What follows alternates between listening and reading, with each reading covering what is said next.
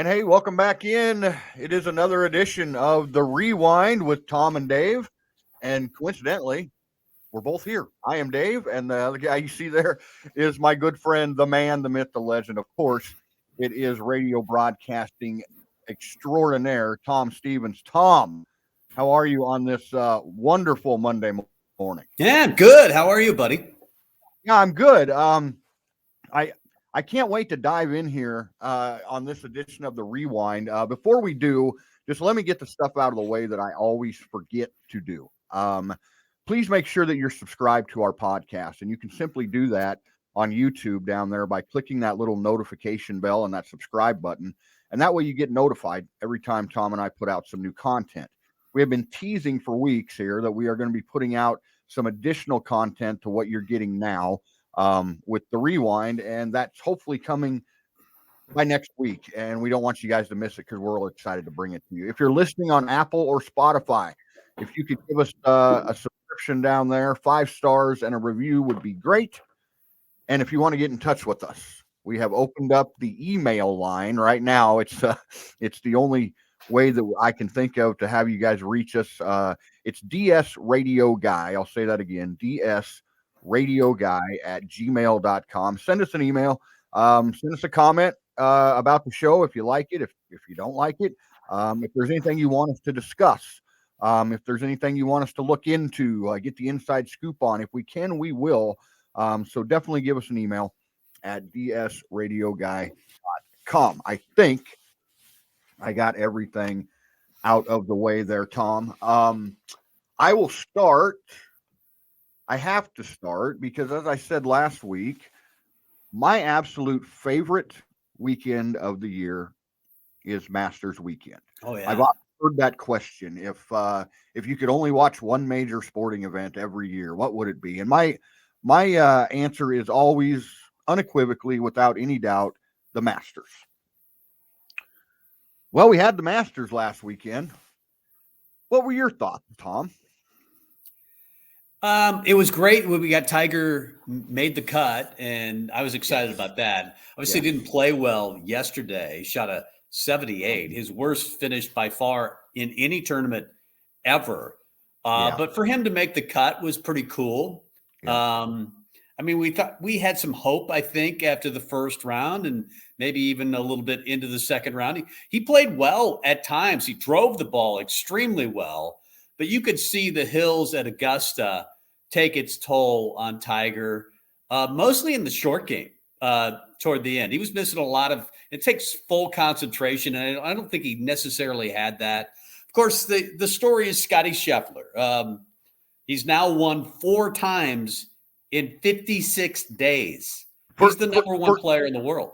For those of you who are not avid golf fans like Tom and I are, that stat that Tom just gave you is absolutely mind-blowing because this guy has come out of freaking nowhere. It's not like he's a 22, 23-year-old young gun that is reaching his stride like maybe like Tiger or Phil did back in their early days.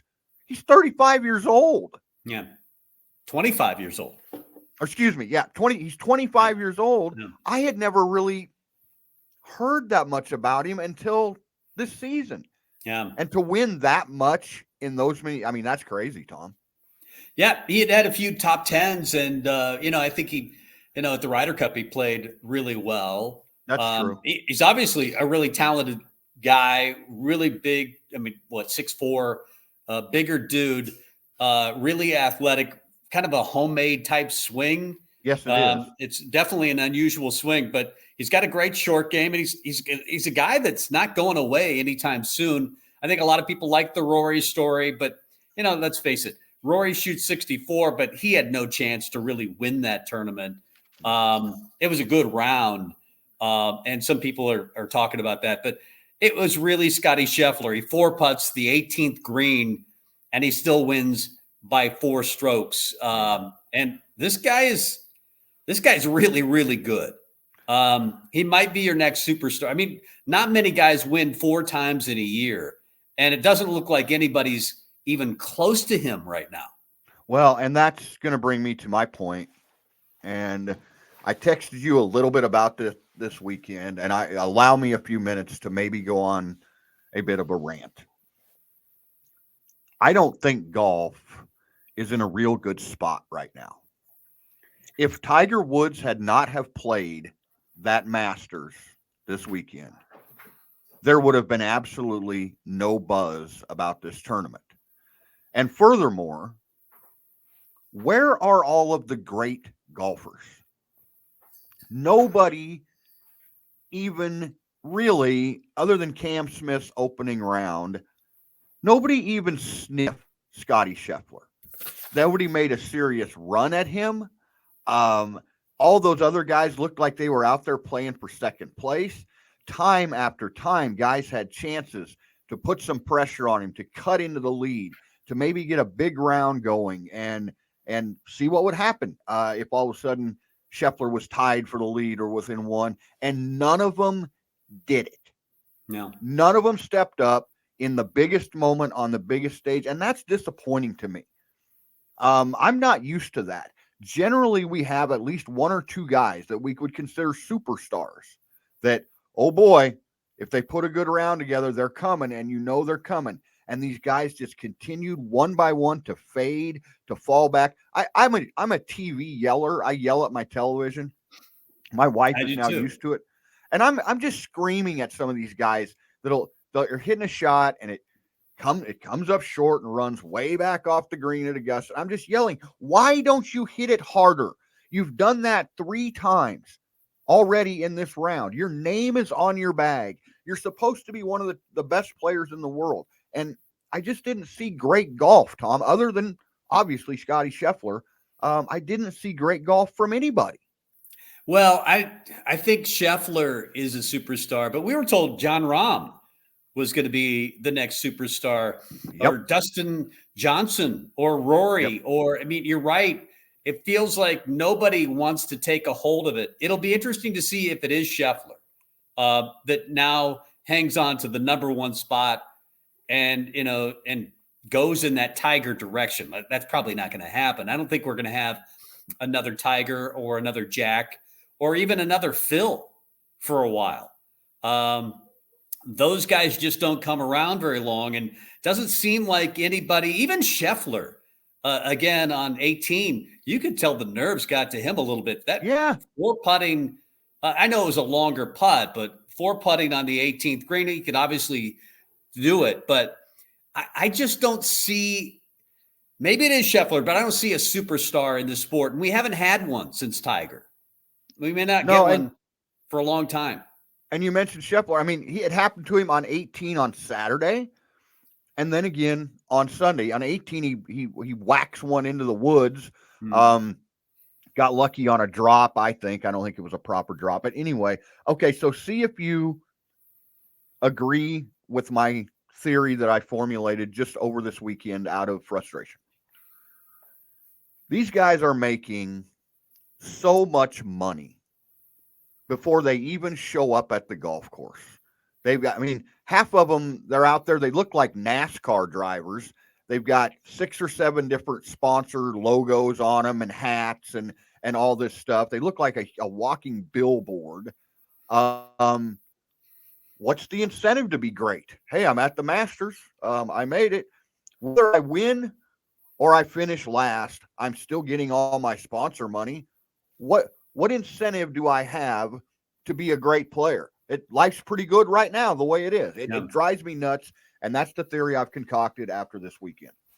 Well, there's not a lot of guys like Tiger Woods who did. I mean, obviously he had all the money by the time he was 19 or 20, and it didn't, bother him. He was after a legacy, and I think you're right. A lot of these guys don't care about legacy. They've got all the money. I mean, think about this. Scotty Scheffler has made $8.8 million in his last 6 starts alone. There you go. I mean, and he does seem like a down-to-earth type of guy. I think he drives a 2012 Yukon. Yeah, very apparently miles. Very religious he may not guy. Care. He may not care about money. I don't know. Yeah. But I think you're right. I think it's an excellent point for some of these guys. When he's 25 years old, he's got all the money he could ever use probably already. What keeps him motivated? Guys like Tiger Woods don't need the money. It's, it's just something that's there. They're playing for Jack, Tiger, Arnie. It felt like they were more legacy guys. They wanted to, play for something bigger than money. Of course, Jack and Arnie weren't making that kind of money. No, that's right. You had to play all the time back in the day just to make a living. Now you win one major, you could retire. Exactly. And that's my point is that I want somebody to want to be great. I want somebody to show up on that tee box. I get it. We're not going to get another Tiger Woods, but Jack Nicklaus, Lee Trevino, God, why am I drawing a blank? Tom Watson, Gary Player. They showed up on that tee box saying, I want to beat you today. Nobody's going to beat me today, and I don't care if I'm 10 strokes back or 10 strokes ahead. I want to be great. I just wonder, I'm starting to wonder if some of these guys really want to be great, and it's just frustrating to me. You mentioned Scheffler. He's a very religious man. I know that. He's a very down-to-earth guy, and I think you're right that, maybe money doesn't drive him. I don't know what drives him. Right now, he's an incredible golfer. Before we wrap this up, Tom, and move into the spring game, let's revisit Tiger. Were you as taken aback as I was watching him just walk the course this weekend, and how, he really did look kind of like an old man out there, bent over, using his clubs as basically a cane to get him up the hills. I was really struck by that, and it kind of honestly just kind of bothered me as much of a Tiger fan as I am. Yeah.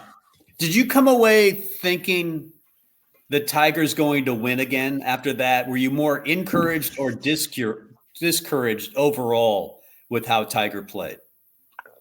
I think he can win the Masters again, just because he knows that golf course so well.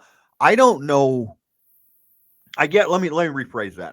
Yes, I think he can win again. I'm encouraged that he could win, but I think it's a very select courses. I think St. Andrews, which is that coming up this year for the Open Championship? I don't know. It might be.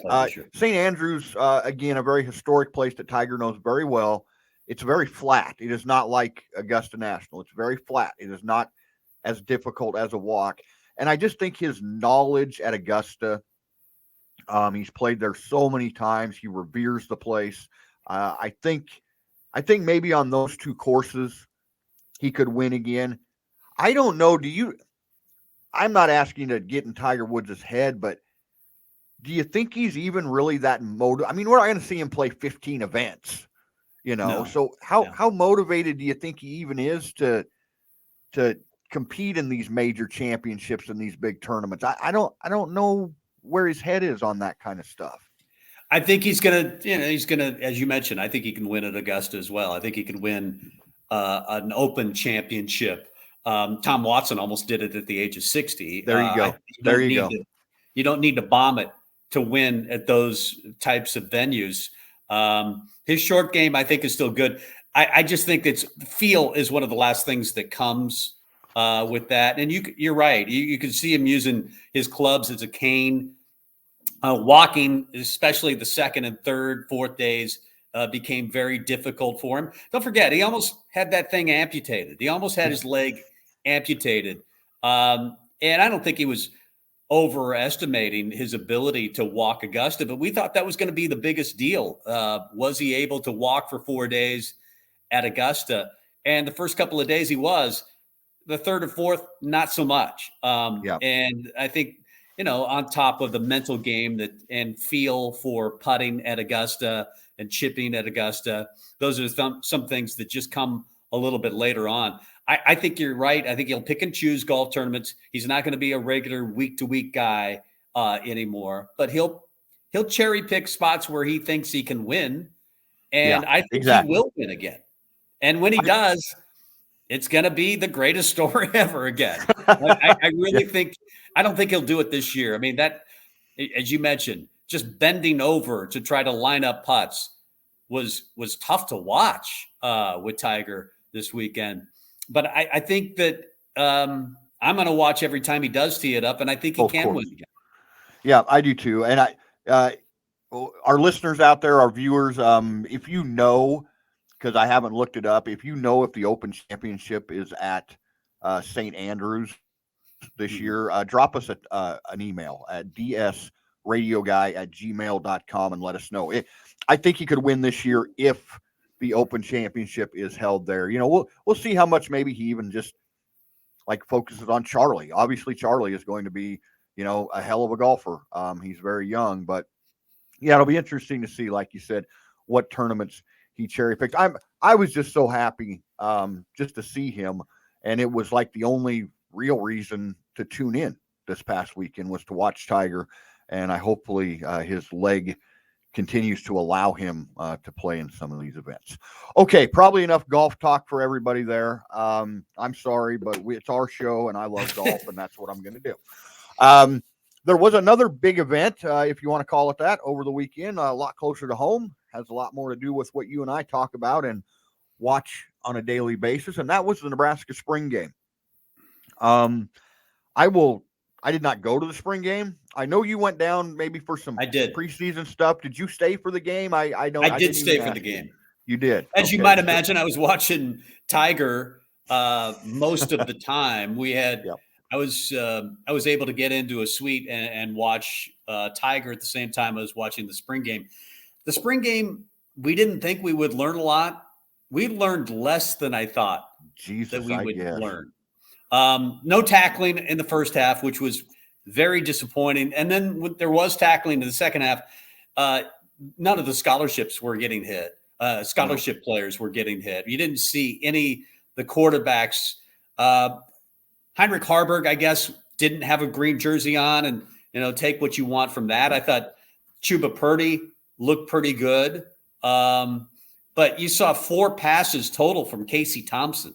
I don't know what you learned about any of the quarterbacks or the offense in general. It was a little disappointing for me in that they didn't allow. They were thudding up and they weren't tackling. You can't learn much from that.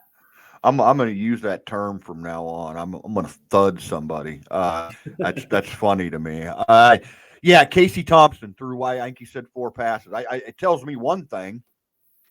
Not that I don't think we had any doubt about this at all, but it tells me that he is unquestionably the number one guy. He is the starting quarterback, and they're not going to put him out there and let him throw things around in a spring practice. So I think we can take that away from the game. You mentioned, is it Chuba or Chuba? I'm not even sure how to pronounce the guy's name. I think it's Chuba. Okay, well, we're going to go with Chuba. I think it's Chuba. Purdy looked, he had a couple of it looked like, big time real game throws, that I think would translate to a Big Ten game. Other than that, you're right. We didn't learn anything about. Well, we didn't learn anything about anything. We learned that. And I am being told it is Chuba. Sorry. Okay. Chuba. Great. Checked our sources. That's wonderful. We didn't learn damn thing about anything, but we did see a couple of nice. Anthony Grant had a nice play, a big run. Again, I don't know what we take out of it, but he looks like a number 1 running back. At least from what we saw, right? Yeah, he looks like a similar guy to Devine Ozigbo. He's got some burst. Again, I think he was touched on that 60-yard touchdown run, and you're supposed to, not be able to do that. But it was a nice run. I've been told that he's the best looking back of the 3 that we expect to compete for the starting job. You got Jaquez Yant, who looked okay. Again, you're not tackling. Anthony Grant, and then Ramir Johnson, who I think is more of a third down guy. But I think it's those 3 guys. And then we'll see what happens when Gabe Ervin gets involved in fall camp. But again, I just don't know what we learned other than they played a spring game and the white won. Yeah. It was. Yeah. I don't know. What do you think of the format where it's offense, defense? They didn't have two teams. They did apparently because of the injuries this spring. They were just going offense versus defense, and the offense won. That screwy Yeah. point system. I didn't even get. They kind of jury rigged it, but the offense won. Yeah. I want to get to that injury thing in just a moment, but um, I thought the format was poor. I think maybe it's one of the reasons. I'm going to tell you right now, it's one of the reasons that I decided not to attend the game. Mm-hmm. It was because it's like it really isn't even a real football game. The Masters is going on. I didn't care for the format, but I guess when you have all these injuries, do I have a better solution? Maybe not. I would have liked to have seen a football game for at least a quarter where we actually tackled, and this whole thing of being so scared about injuries, and so scared that Northwestern's got their top secret agents positioned somewhere in and around the stadium, and they might see one of those plays that we're going to run in Ireland. Just drives me friggin' nuts. Yeah. It's paranoia. It's unnecessary. It's totally ridiculous. Um, the fans wanted to see at least some semblance of a damn football game. We didn't because we're scared everybody's going to get hurt. So that was disappointing to me. I get the logic behind it. You don't have to come. I know. Well, what if somebody would have blown out there? I get it, but I just would have loved to see a little bit more football so we could evaluate maybe somewhat of what we're seeing.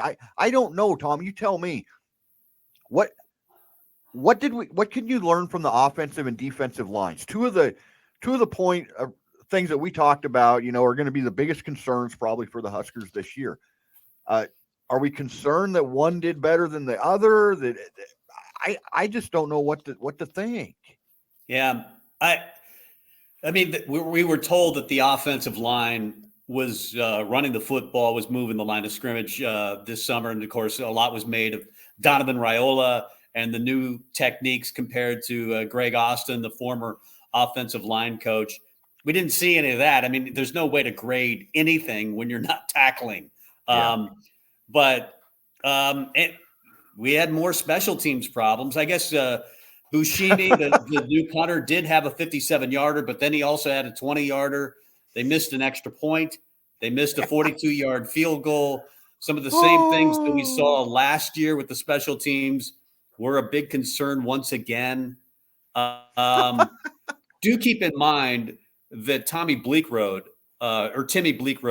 the kicker, which will be here, he'll be here in the fall, Right. was not available. So I guess Right. that is something to chalk up to special teams, him not being there, because I think he will be the starting kicker this fall. I hope so. After what I saw, it just I mean, I'm sorry. It just blows my mind that it's like, well, the kicking wasn't good, but we got a guy coming. It'll be like we don't have a backup friggin' kicker that can make a PAT. A PAT. I mean, oh my god, dude. It's like really. Oh, don't worry. That one guy will be here in the fall because the rest of these guys are clowns, obviously. Just man, it could be another year. It could be another ride with special teams. I swear to God, I hope not. I want to get back to something that you talked about earlier, and really, I guess, kind of maybe one of the underlying themes of this spring game is we basically couldn't field two teams because once again we have so many guys injured. Tom, this is not a new thing for this team. Injuries seem to be like a problem down there. Yeah. Any sense at all? Any concern levels that you have that, I mean, guys, a lot of guys seem to get friggin' hurt every year, whether it's spring or fall ball. Yeah, I'd like to know the stats of that, if this is common throughout college football, or is it something that That's Nebraska true. is or isn't doing in training? Because we were told that when Scott Ware, that was one thing that was going to go away. We saw it, as a Riley problem as well. Yeah. And Bo Pelini to a certain degree. I don't remember it being as big of a problem when Bo Pelini was here. No, I don't either. Yeah, it's something I definitely would keep an eye on. I mean, all the tight ends were banged up. I guess A.J. Rollins did play a little James Carney, but you obviously Vokalek didn't play all spring. Reimer didn't play all spring. I wonder how much of that is precaution and how much of that is, hey, we know what they can do. Yeah. Let's introduce some of these new guys. I think some of it is both, but you're right. I mean, if I don't understand why you're so cautious that you can't tackle for a half just because they're a scholarship player. I know. Again, they did in the second half, but that was almost all walk-ons and Heinrich Harbert. And that was it. Yeah, and you know what? The reason I don't understand, and I'm so confused by this. Look, I get we have new scholarship limitations. You don't have to bring any of that junk to me. When Scott Frost played, if you talk about the guys, that were around him, they're on that team, the Jason Peters and the Grant Wood, those type of guys, they're like, our practices were more intense than any football game we ever played. They were going ones on twos, twos on twos.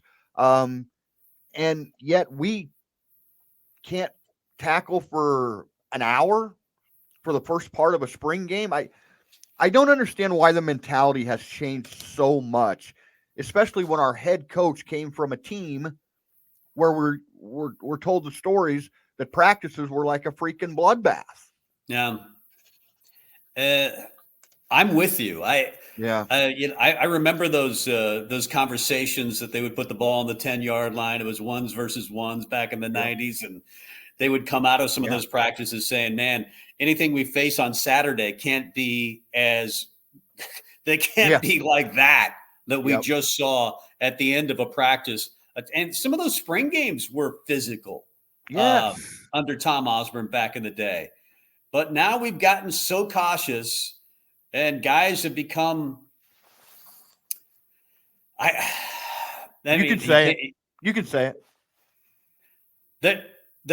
I just don't. It's a mentality. It's not just Nebraska. I think it's a mentality that, hey, we can't afford to even slightly risk Casey Thompson getting injured. And the green jerseys have been around for a long, long time. I think even at the end of the Tom Osborne, Frank Solich era, they had the green jerseys. You couldn't touch the quarterback. But now you can't touch anybody. Yeah. No, everybody's untouchable. We should have worn green. Right. Yeah, it's like the tight ends you can't touch a tight end. Yeah, I know. It's frustrating to me, and I could rant about this probably for another hour. I won't do that. The spring game is important, I think, and maybe not for the football that's being played on the field because we've discussed that. We've kicked that around. We didn't learn a damn thing, nor will we intended to learn a damn thing. But there were a lot of players here, Tom, and I'm talking about recruits, big-time recruits, 4-star and above type recruits that were here to experience the environment. And I think it's important from the standpoint of nobody else around the country could put recruits in that kind of an environment for a spring football game. So I don't know if you've heard anything about the visits for any of these guys, but there was definitely some big-time kids around. Yeah, O'Shawn Mathis, I think the big one, the TCU potential TCU transfer. I mean, he's got offers from everybody, so he can pick his school. And I would anticipate that he'll make 3 or 4 more visits other places, but maybe not. I mean, Nebraska, that's where they can impress. That's the largest spring game crowd anticipated anywhere. Now, they're not completely done throughout the country, but that'll be the biggest spring game crowd, I think, anywhere. And Nebraska had 30-some recruits in town. Antonio Reeves was here, a potential basketball recruit. A basketball player for Nebraska would be a big get. So it was a big, big weekend. I think O'Shawn Mathis is the one that you look at, even more so than Dylan Raiola. Obviously, the 4-star or 5-star number 1 recruit in the class of 2024. Obviously, his family connections. His dad played at Nebraska. His uncle now is the offensive line coach. But he's not going to make a decision, I don't think, until maybe 7-8 games in to the 2023 season. I mean, Right. it's going to be a while before he makes an announcement. So, and Nebraska is obviously against some really heavy hitters. This guy is the real deal, Dylan Raiola. But the one that they could get within the next couple of weeks would be O'Shawn Mathis, and Nebraska hasn't had a pass rush. Even though I did think that Garrett Nelson looked very good. I think he's going to be a player. I mean, obviously, again, they're not tackling, but he would have taken the head off of Casey Thompson early in that game. I think he's a guy that did play well in that game, and the linebackers in general, I thought played well. Jamari Butler was there, Blaze Gunnerson. I thought they played pretty well. Yeah, I agree. And again, I'm going to give you full disclosure to everybody listening here. I know how to set a DVR.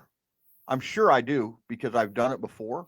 And I was convinced that my DVR was set. And as I'm watching the Masters, I happen to look down at our little black box and I don't see that orange light on.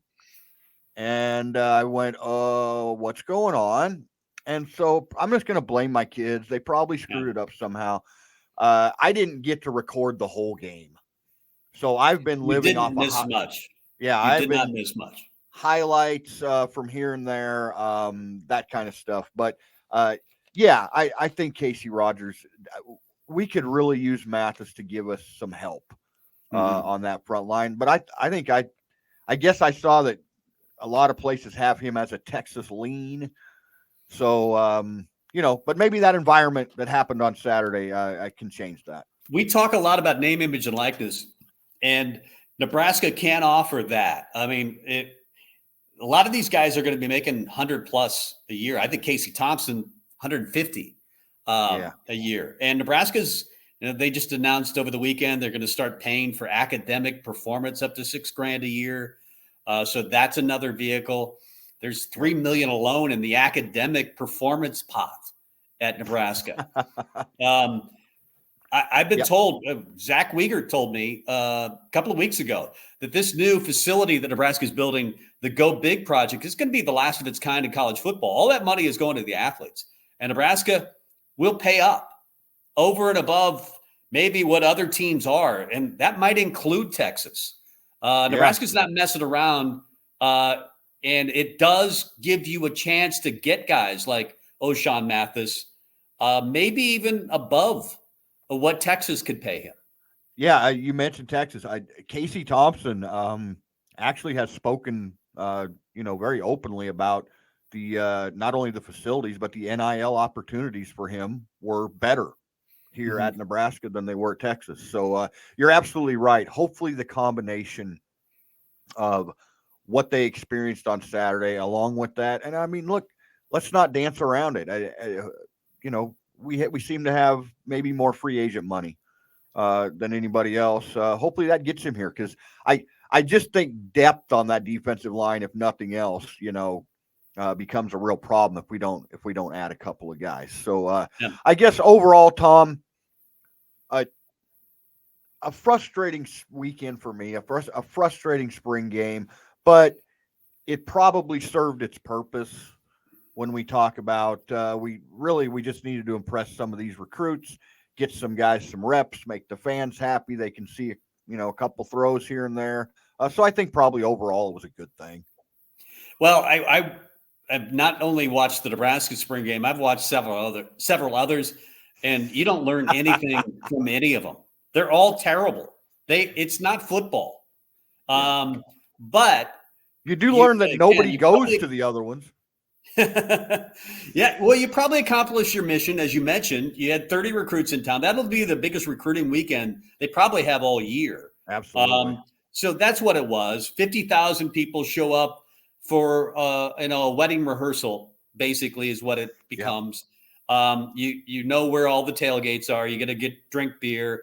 You go to a game that doesn't really look like a game, but it is, I mean, it's a chance to impress recruits,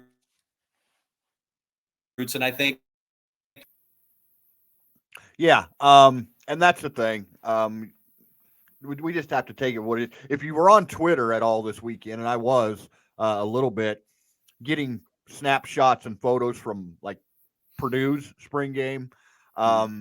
Yeah, we have something a little bit different here. There's a picture of Brom doing an interview at the Purdue spring game, and the stands in the back. I swear to God, he's standing on the 15-yard line. There's 15 people in the picture. Yeah. I mean, literally, there's 15 people in the picture at the 50-yard line at the Purdue spring game. It's got to count for something. Kudos to you, Nebraska fans.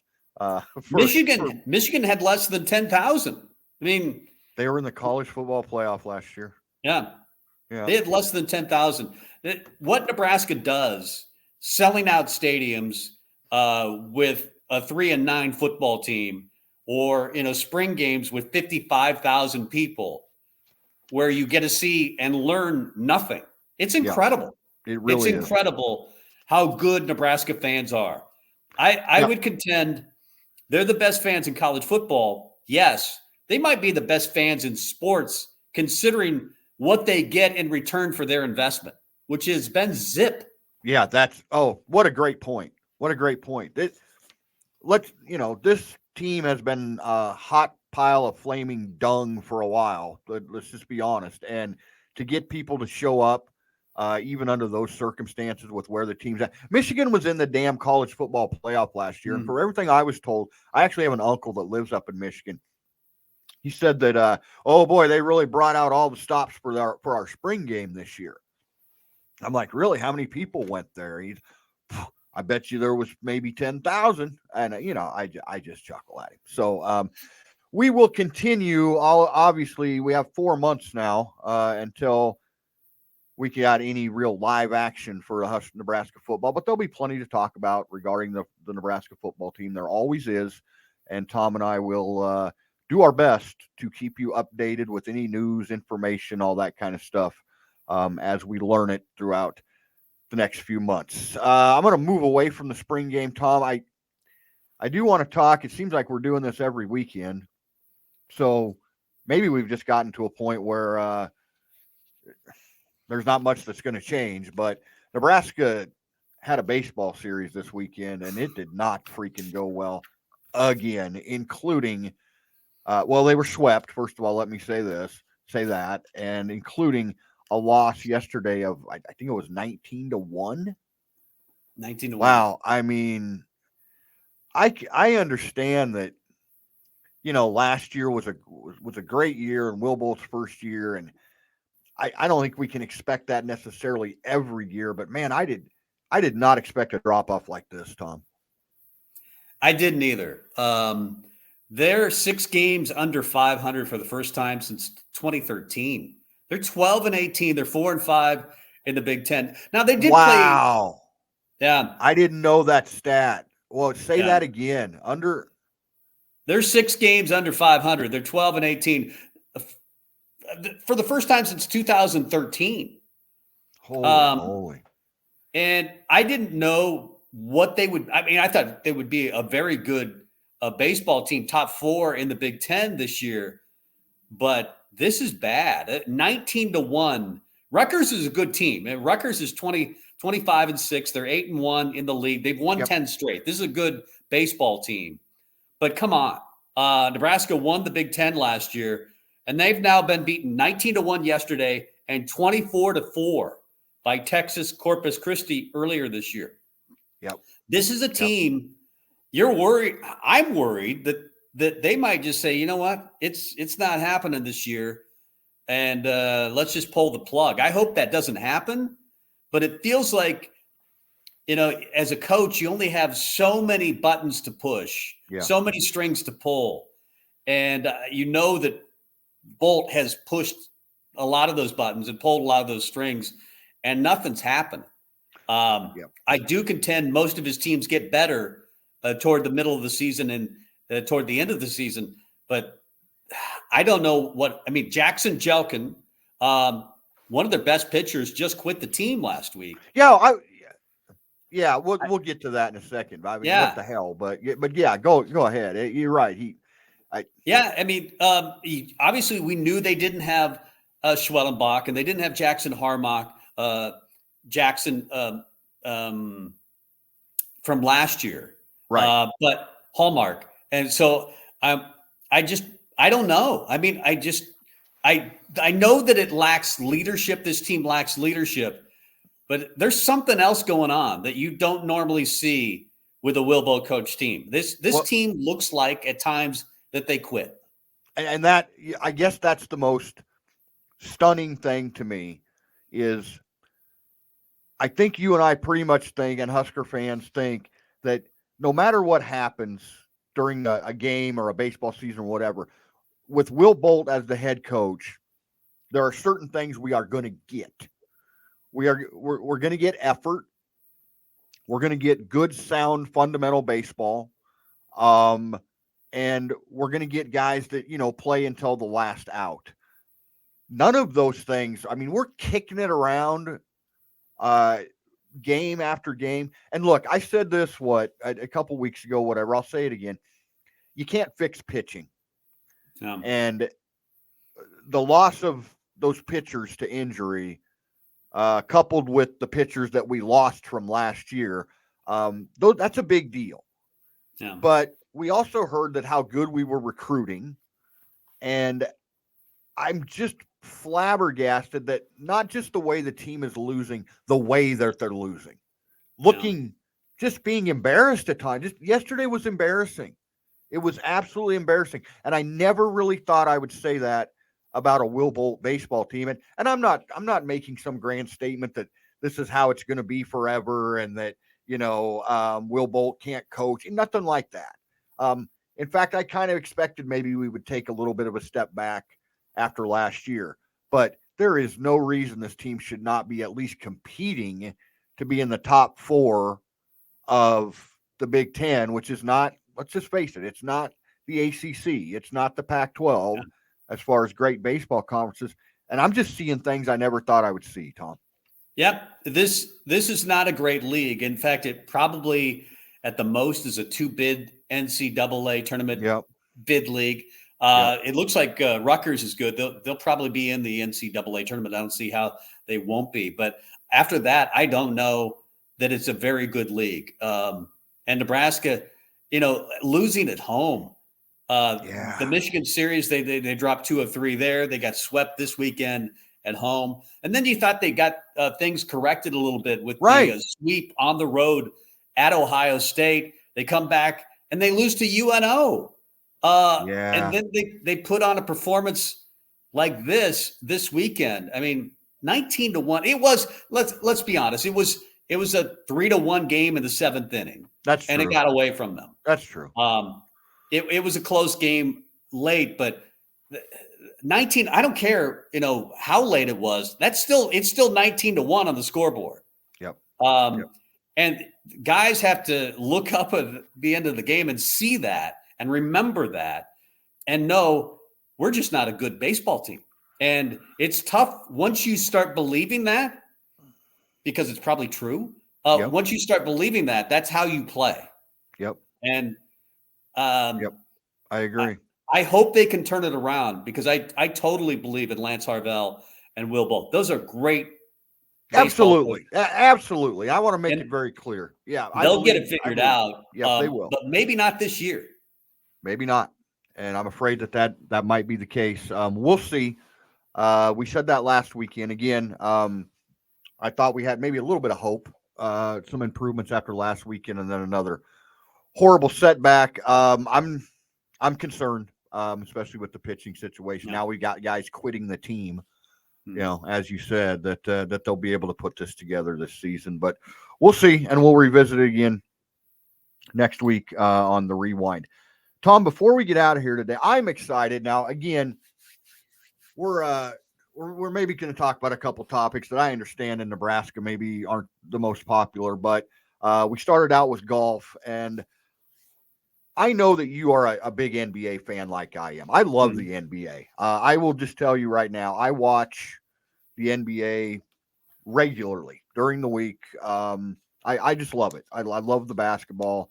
A lot of people don't, but I get it. But so we're now at yesterday was the end of the regular season. Tom, you are a Celtics fan. The Celtics finish as the 2 seed in the Eastern Conference.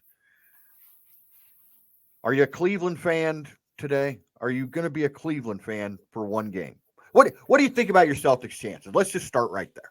Well, I got to give them credit because they knew that if they locked up the 2 seed, there's Brooklyn there waiting in the wings. But that's what I'm referring to. That way, you can't, because there are some teams that do that in the NBA intentionally.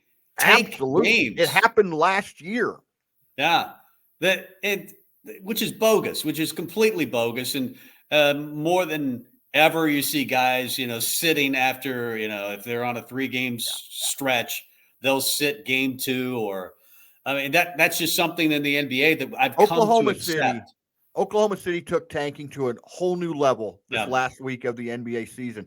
2 guys that they had signed to long-year, multi-year deals, young guys in Pokusevski and Horde, and they set them to play 3 guys on 10-day contracts that will not be with the team next year. Isaiah Roby was the only starter that played in any of these games, and he benefited. He had some good games. But, yeah, you're right. That drives me absolutely nuts. I give the Celtics – and full disclosure, I am a Lakers fan. We'll get to that in a minute. Tom is a Celtics fan. I give the Celtics all kinds of credit for not tanking their way out of that spot and saying, you know what, if we play Brooklyn, bring them on. We'll play Brooklyn. Yeah. I love it. Yep. I mean, you got to beat them at some point if you're going to win an NBA championship. And you're going to have the home court advantage. That may not matter because they do still have Kevin Durant. And in playoff Kevin Durant's pretty special. We saw that last year in the bubble. He's incredible. So I think the Celtics will beat Brooklyn, but that certainly is not going to be easy. And there's a team, if they get hot, they have a chance to win it all, despite the fact they're playing a play-in game. That's how weird the NBA is. It's really, you don't see anything. Maybe the NFL's getting closer to that, and Cincinnati maybe has proven that with being able to go to the Super Bowl. You don't see that a ton in the NBA. But when you've got Durant, you got Kyrie Irving, there's a chance. But I look for the Celtics to make a run. I don't think they'll win it all. It'll be a team out of the West. It'll be one of those teams. Maybe it's Phoenix that comes out of the West. Golden State has looked less impressive over the last month.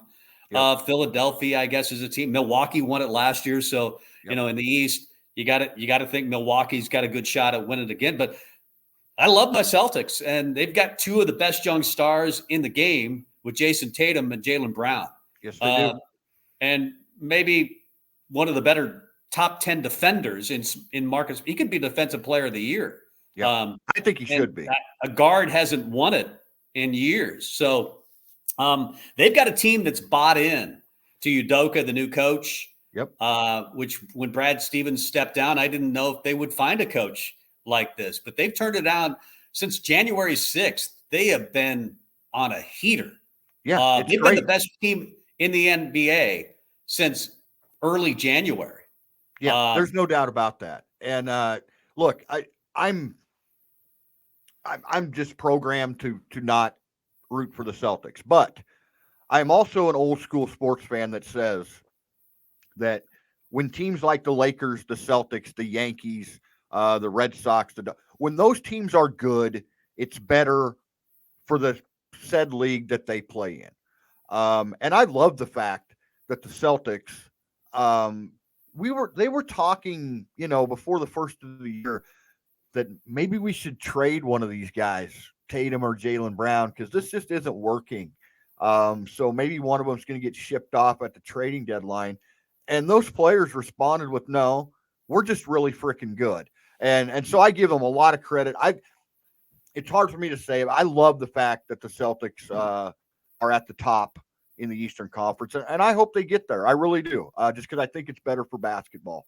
In the Western Conference, Phoenix is going to be tough to deal with.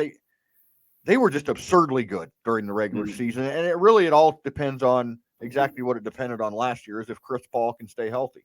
If Chris Paul stays healthy, I think Phoenix will come out of the West and play whoever comes out of the East, which is, like you mentioned, absolutely stacked. You've got the Sixers. You've got the Bucks, the defending champions. You've got the Celtics.